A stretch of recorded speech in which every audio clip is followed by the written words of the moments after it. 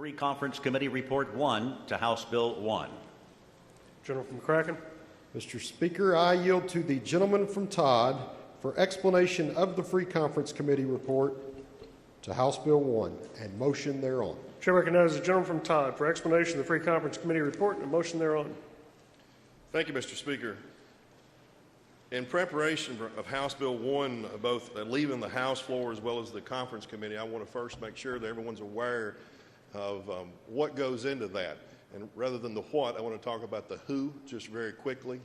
And we've discussed this before, but Jenny Bannister, and then I'm going to say all of these people here, budget staff, great staff. Without them, they are the pieces without which this could not be produced, period. And I'd ask that we all at least say thank you to all of them.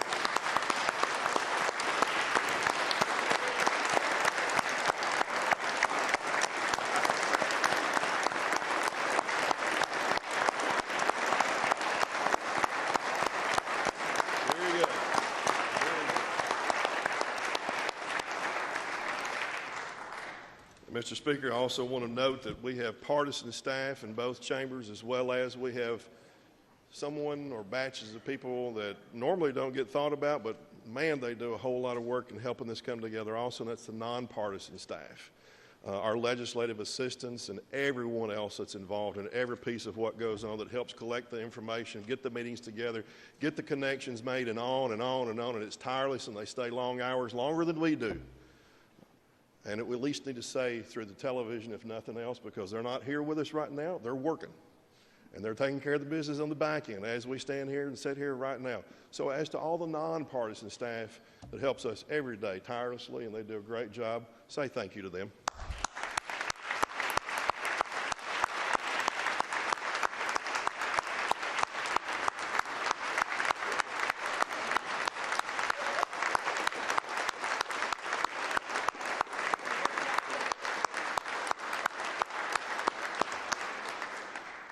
Thank you, Mr. Speaker.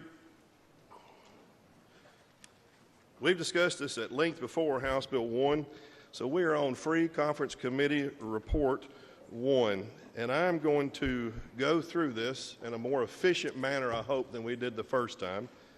And I will note that earlier today, the Senate took up this report. I believe they may have discussed it for about 2 hours or so. I think we may be more efficient. I hope we are. And after their 2 hours, I think they ended up with a unanimous vote passing the report out of their chamber. So, hold on. A lot of what we had in House Bill 1 coming from the House remains intact. I think a lot of the good spots do. But I'm going to go over a few things just to make sure. Some highlights, and also understand this is 240-something pages, I think. We can't go through all of it. If something's not mentioned, it's not because it's not important. It's just I'm trying to hit highlights of things that I've been peppered the most with about questions and making sure we bring those things out. So, one, $200,000 to Kentucky Homeless Veterans Program, $250 million drinking water through ARPA, much similar to what we did last session. We have created an Office of Broadband, and I think House Bill 315, which hopefully is coming back, will flesh that out for the grant process to get the remaining funds out for broadband across those in the Commonwealth that do not have it. $25 million grant to county clerks for election equipment as well as deed recording online to develop that system subsequent to a task force recommendation. Projects for 4-H and FFA. Additional money to the ad districts. Make sure the availability payments are paid through KCNA. Lab techs, telecommunicators, arson, HAZ, and corrections workers will all be in a pay scale that we'll talk about in a moment. All 18A will be in that same pay scale. We've also made sure that as to troopers, our Kentucky State Police and the R troopers and others are included with the raises that we've talked about in a separate bill that's hopefully going to make its way back over here for a $15,000 raise to make sure we can recruit and retain. Additionally, we have a $500,000 pledge to audit workforce initiatives. We have a lot of shotgun approaches to workforce and some other things we're going to touch on, and we need to actually look at those in an informed, analytic way, take account of what we're doing and say what's effective and what's efficient. Watershed dam infrastructure, we've tried to address. House Bill 8 from last year regarding quasi-pension systems and the subsidy, we're going to hold those subsidies to full for this 1 year, and then it will go back to regular House Bill 8 the subsequent year. We have an additional $215 million that we're putting into state police retirement system that'll reduce their contribution from 141% down to 100%. So as they bring on more troopers to increase their complement, hopefully back to reasonable levels, it will not cost as much. We are ceasing the practice of paying off what people call green box, but we're ceasing the practice of when teachers retire and sick leave and other benefits are paid out locally as well as from the state. Heretofore, TRS had been loaning money to pay those things, and the General Assembly has been paying it back over an amortized period of 20 years at 7.5% interest. We are paying that off in full to the tune of over $479 million, and hopefully ceasing that practice so we stay current. We're making additional appropriations to KTRS over and above the statutory amount, which would, that over and above, in order to hit actuary numbers, will be over $1.2 billion over the 2-year period. And even though not exactly pension, most people ask me the same question right after, what about gap coverage to retired teachers under the age of 65 that is funded in both years? We're also making an additional payment into KRS non-HAS of around HAS's pension of around $250 million, give or take. Michelle P. and SCL slots, which was a topic of the interim discussion in A&R, 100 additional slots in each of those programs. There's additional funding underneath the programs in order to make sure that the reimbursement rates are sufficient to have workforce to implement those slots on the ground, existing and additional slots. Child Crisis Center in Norton is being funded. Social workers, I'm going to treat them in just a moment also. Well, let's go ahead and social workers, they're bleeding, and they're hurting. They're bleeding and creating vacancies, a loss of personnel. So their caseloads go up, their stress levels go up, and their numbers are going down. So the raise from vacancies that was affected last fall will remain in effect, plus an additional $2,400 will go in, and then they will be included additionally in what I'm going to talk about in state government worker pay in just a little bit. We're funding the public health transformation in both years. We're trying to move as many systems as possible with funding so that we have unified record systems, as well as in the health domain, trying to get those digitized. There will be efficiencies and better information for care, we all believe. We're going to maintain, at least attempt to work out details of a social worker alternative work program. So back to those caseload numbers we talked about previously. Explore. We don't have the program. It's not going to go into effect right now. We need to explore it over the interim, but we're pledging to do so and say, is there a way to give them a break from their caseloads by cycling them some way, somehow?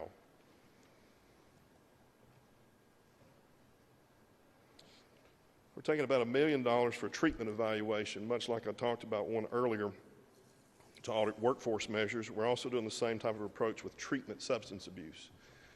We have a lot of shotgun approaches on that issue also over many years, and no one's really taken a good accounting of those state systems to see who do they serve, who are they addressing, what's the effectiveness, what's the efficiency on it, and what can we change to either get synergies or delete, add, corral, move, to make sure it works. So that will be a serious study and evaluation that will be coming back.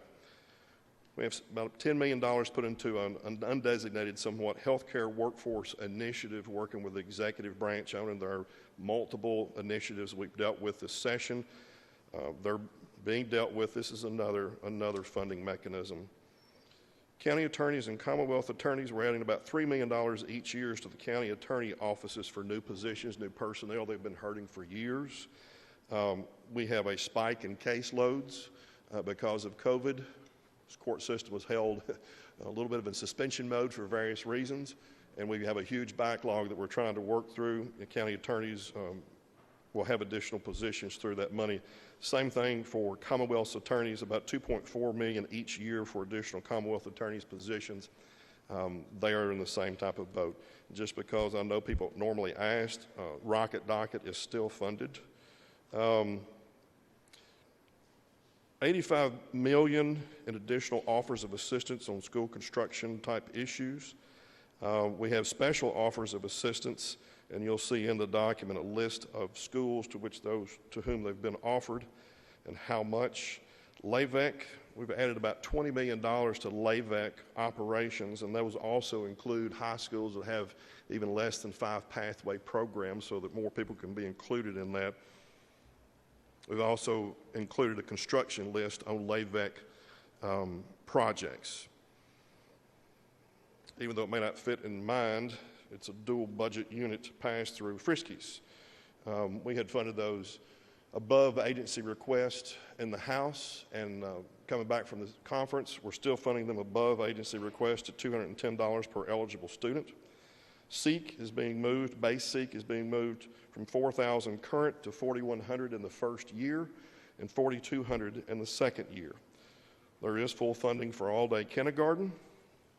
There is full funding for vocational transportation. And general transportation, we have moved from approximately 51% to 70% funding of transportation. There's a slight change on nickels, and everybody knows about nickels and construction and bonding. Rather than having extended bond terms, we've moved those to 20-year bonds. There is a salary supplement, as the House had proposed, on audiologists and speech pathologists to make that supplement in parity with teachers.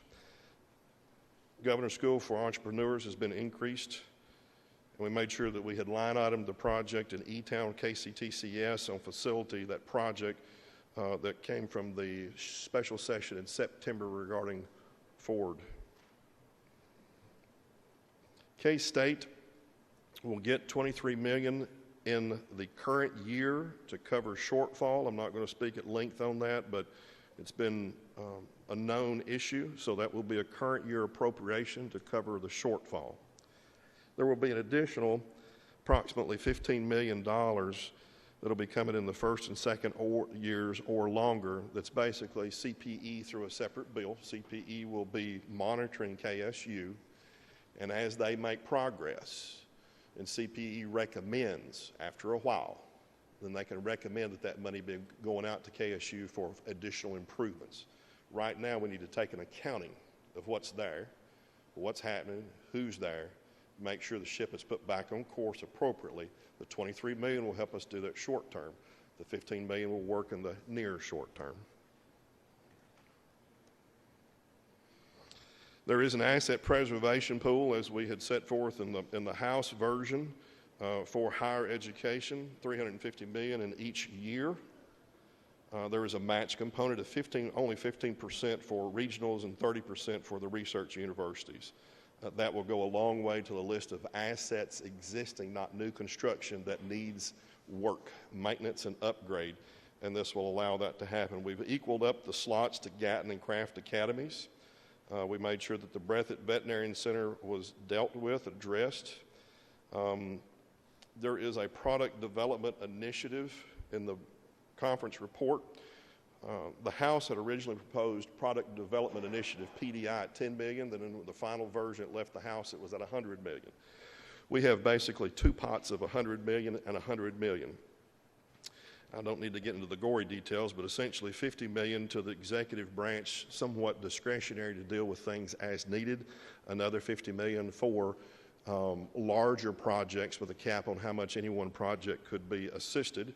And then there's a $100 million project pot that is distributed the same way the water grants were dealt with, by county population with an offset on Jefferson that's going to be passing through the mechanisms and metrics and grading that'll be outlined in House Bill 745 as it comes back from the Senate.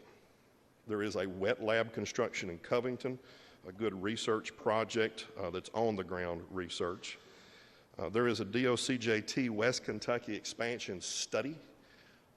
Information has been presented that due to the geographic location of Richmond relative to East Kentucky and West Kentucky and the strains and stresses on everybody and the lost hours to accomplish training, can there be another center corollary in Madisonville so that we've got generally equal coverage throughout the state so training can take place?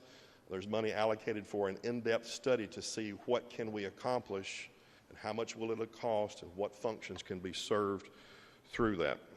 The DOCJT firing range has been funded.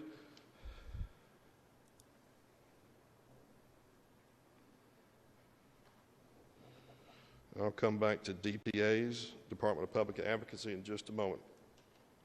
There is a semi-involved program for $75 million going to nonprofit assistance. There's like 3 or 4 divisions of that, and I'm going to leave it at that.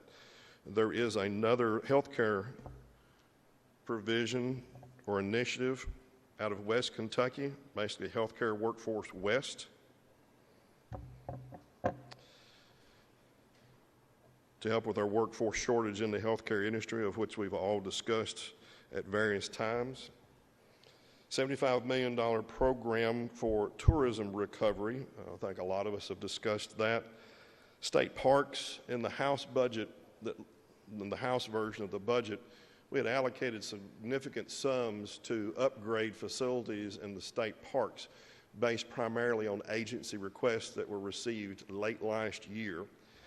In us all discussing that, what we've opted to do instead is this: $20 million for current use, maintenance, preservation of assets, and then there will be a comprehensive recommendation that comes back from the executive branch about what is the overall plan and goal for state parks in Kentucky, and give us the details of how we're going to get there, with $150 million at least pledged to go toward that plan.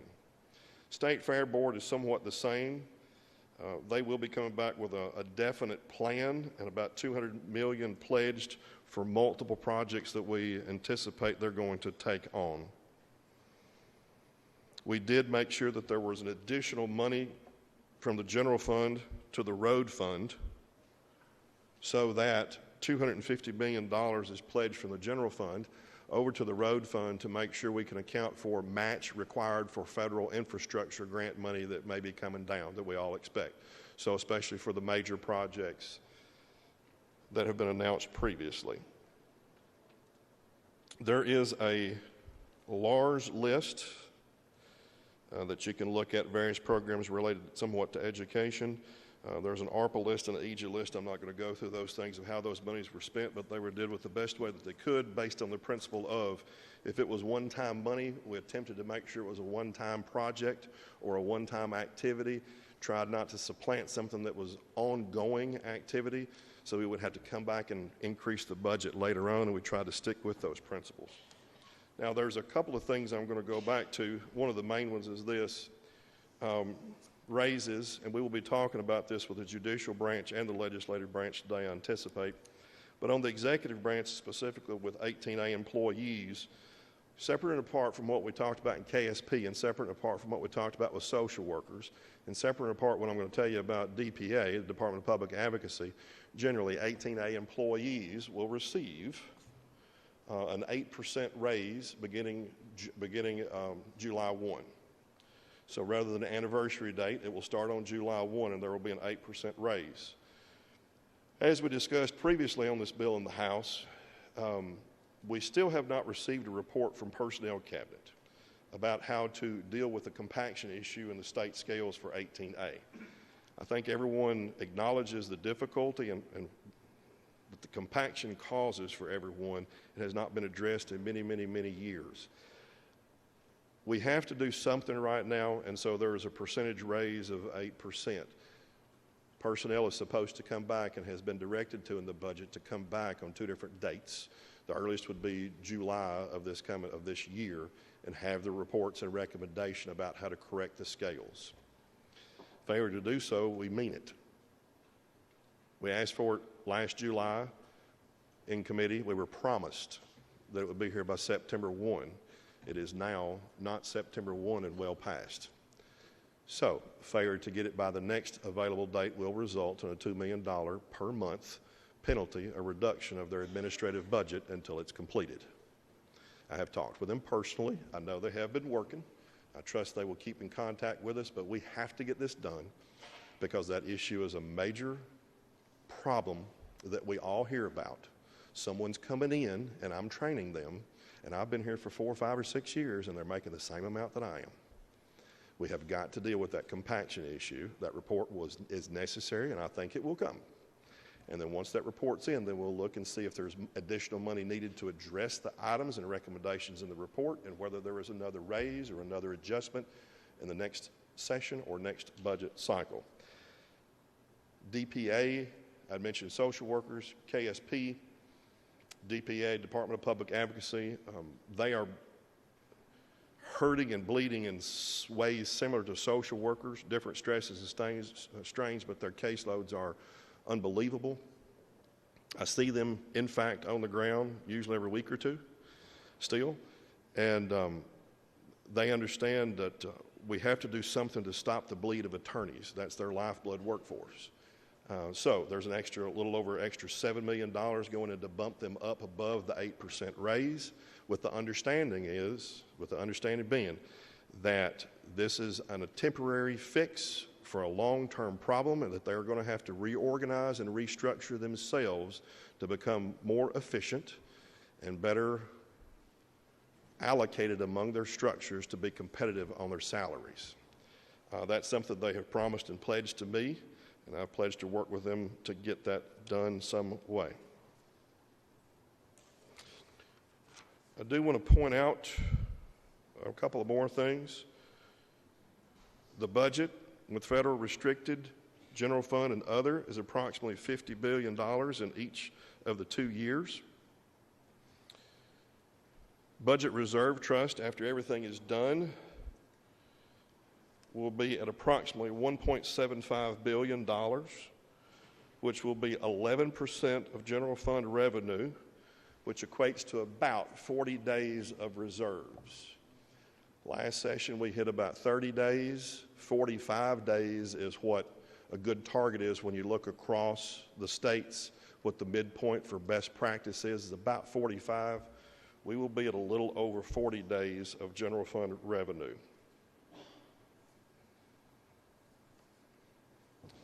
I've had this question asked multiple times, and so I just want to make sure we've got this. Education funding. These are historic investments in K through 12, as we had proposed earlier and what we have in this report.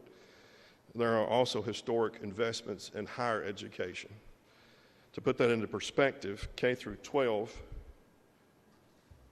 and all attached to it would put us at about 42% of our entire general fund budget. When you add post-secondary in with that, it puts us at 52% or a little over 52% of our entire general fund budget being allocated to education.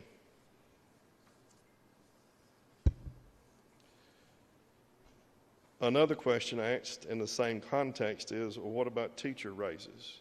Well, for better or worse, I'm going to tell you, I am opposed to a mechanism that says Frankfurt will mandate a raise to a group of employees that we neither hire, nor fire, nor contract with, nor set the terms of their contract, nor set their hours, nor just about anything else, because they're not our employees. They are local employees.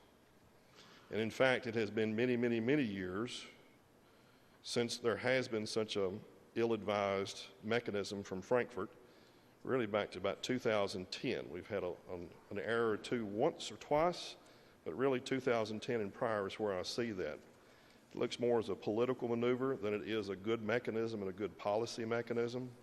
And as we have said over and over, and I've even said it in odd context on this floor since we passed the House version off of the floor, our theory is this: there are local boards that know their local circumstances, that know their local history of raises, that know how they need to adjust their own pay scales to focus on 5-year teachers, 10-year teachers, or whatever.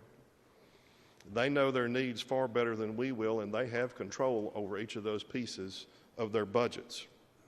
So what do? We make sure that we push enough money out to the districts so that they can address their major priorities, as well as be able to address additional teacher raises from what they have already done, either by ranked step type things or by raises and bonuses and stipends they've been given over this last few years or several years even. So just to put it in perspective, we're pushing money out to make sure that school boards can make those local decisions. So to give you an idea, in the first year of the budget, we will have increased K through 12 discretionary spending as well as SEEK spending, those funds by approximately $525,882,000. So nearly 525 million plus being pushed out to local districts, 170-something districts across the state. 525 million plus. And in the second year, there will be more because SEEK increases again in the second year. But I'm just going to stick on the first year. And just to put it in perspective, $525 million that we're pressing out to local districts. What if Frankfurt used an ill-advised mechanism and mandated a 1% raise to all teachers and all other staff? Everybody. That would result in a price tag of just a little over $47 million. So if every single district in the Commonwealth decided to give a 1% raise to every single employee, those districts would be receiving over $525 million, and a 1% raise would cost them $47 million. You can do the math quickly, and there can be several percentage points of a raise that are written into these funds, as well as being able to address other priorities in the districts. And in the second year, they receive more money than what I just stated because SEEK goes up again. I believe that to be a fair mechanism on local information and local history, and they can focus on what's needed in their own pay scales rather than Frankfurt trying to bulldoze over the top of it and take their authority away and their maneuverability away.